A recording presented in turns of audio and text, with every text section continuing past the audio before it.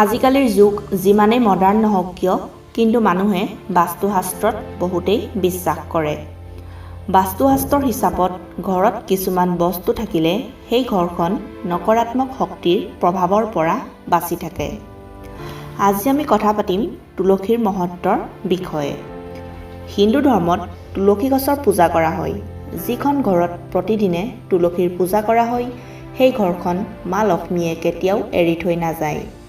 সেইখন ঘৰত সদায়ে সুখ সমৃদ্ধি বৰ্তি থাকে। বাস্তুশাস্ত্ৰৰ মতে তুলসী পুলি ঘৰখনত উচিত দিশত ৰুব লাগে, তেতিয়া ঘৰত সকাৰাত্মক শক্তিৰ প্ৰভাৱ পৰে। বাস্তুশাস্ত্ৰৰ মতে ঘৰত তুলসী ৰুলে উত্তৰ দিশ, পূব দিশ অথবা উত্তৰ পূব দিশত ৰুব লাগে। তুলসীৰ গছত ঔষধি গুণটো থাকেই, তাৰোপৰি এই গছজোপাক দেৱতাৰ অৱতাৰ বুলি কোৱা হয়।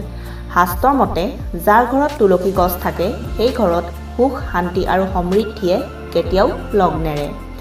ভগৱান বিষ্ণুৰ পূজাটো আৰু প্ৰসাদত তুলসীৰ পাত ব্যৱহাৰ কৰা হয়, কিয়নো তুলসীৰ অবিহনে পূজা অসম্পূৰ্ণ বুলি মনা যায়। আৰু সেইকাৰণেই হিন্দু ধৰ্মৰ প্ৰত্যেকৰে ঘৰত তুলসী থকাটো বহুতেই বাঞ্ছনীয়। যদি আপোনাৰ ঘৰত তুলসী আছে তেন্তে সদায়ে আপুনি সুখ শান্তি আৰু সমৃদ্ধিত যদি থাকিব বিচাৰে তেন্তে তুলসীৰ ওচৰত আপুনি এই 5টা কাম কেতিয়াও নকৰিব। প্ৰথমটো হৈছে ধ্যান দিব যে য'ত তুলসীজোপা থাকে সেই ঠাইখিনি যাতে চাফা চিকুণ হৈ থাকে। যদি তুলসী শুকাই গৈছে বা মৰহি গৈছে তেন্তে ইয়াৰ কাৰণ অশুদ্ধতা হ'ব পাৰে। সেইবাবে প্ৰতিদিনে তুলসীৰ চাৰিওকাষে চাফা কৰি ৰাখিব। গাঁও অঞ্চলত প্ৰায়বিলাক মহিলাই প্ৰতিদিনে তুলসীৰ চাৰিওফালে গৰুৰ গোবৰ আৰু মাটিৰে লিপা দেখা যায়। দ্বিতীয়তে হৈছে তুলসীৰ ওচৰত ঝাৰু বা চেণ্ডেল জোতা আদি ৰাখিব নালাগে। বহুতো মানুহে তুলসীৰ পুলিটোৰ সৈতে বেলেগ ফুলৰ পুলিও ৰুই দিয়ে। তুলসী যিটো টাব বা গামলাত ৰোৱা হয় তাত আকৌ বেলেগ ফুল ৰুব নালাগে, কিয়নো তেনে কৰিলে তুলসীজোপা ভালদৰে বাঢ়িবলৈ নাপায় আৰু শুকাবলৈ আৰম্ভ কৰে। সন্ধিয়াৰ সময়ত তুলসীৰ গুৰিত পানী দিয়াটো অশুভ বুলি মনা যায়। তুলসীৰ গছত সদায় ৰাতিপুৱা স্নান কৰিহে পানী দিব লাগে। তাৰোপৰি তুলসীৰ ওচৰত পানীৰে উপচি থকা পানীৰ পাত্ৰও ৰাখিব নাপায় বুলি বিশ্বাস কৰা হয়। তুলসী তলত যদি চাকি জ্বলায় তেন্তে প্ৰতিদিনে চাকি গছ জ্বলি শেষ হোৱাৰ পিছত তাৰ পৰা আঁতৰাই ৰাখিব। জ্বলি শেষ হোৱা বন্তি তুলসীৰ তলত ৰাখিব নাপায়।